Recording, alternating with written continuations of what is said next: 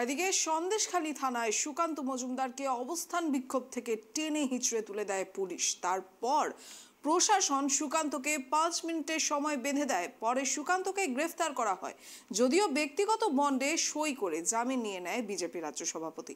পরবর্তীতে সন্দেশখালী নদী পার হয়ে ধামাখালীতে এসে সাংবাদিকদের মুখোমুখি হলেন সুকান্ত। সেখানেই তিনি কড়া ভাষায় জানিয়ে দেন তারা আইনের দ্বারস্থ হবেন এবং এর ব্যবস্থা করবেন।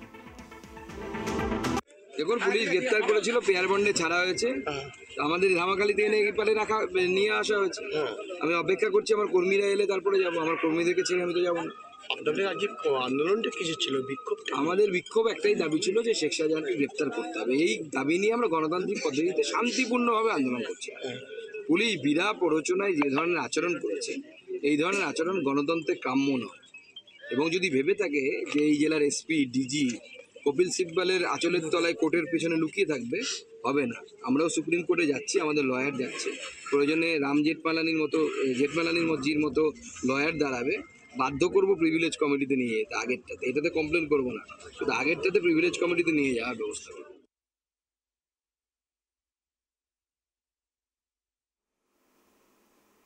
সন্দেশখালী থানায় সুকান্ত মজুমদারকে অবস্থান বিক্ষোভ থেকে টেনে হিঁচড়ে তুলে দেয় পুলিশ। তারপর প্রশাসন সুকান্তকে 5 মিনিটের সময় বেঁধে দেয় এবং পরে সুকান্তকে গ্রেফতার করা হয়, যদিও ব্যক্তিগত বন্ডে সই করে জামিন নিয়ে নেয় বিজেপির রাজ্য সভাপতি। পরবর্তীতে সন্দেশখালী নদী পার হয়ে ধামাখালীতে এসে সাংবাদিকদের মুখোমুখি হলেন সুকান্ত।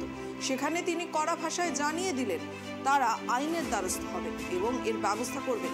এ বিষয়ে জানালেন বসিরহাট থানার পুলিশ সুপার হাসান মেহেদি রহমান।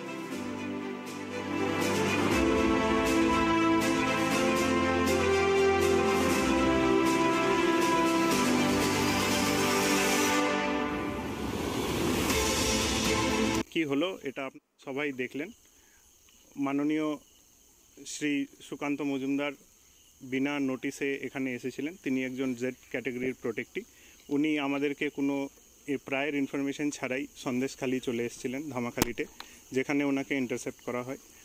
উনি সন্দেশখালীতে একজনের বাড়িতে আসতে চান।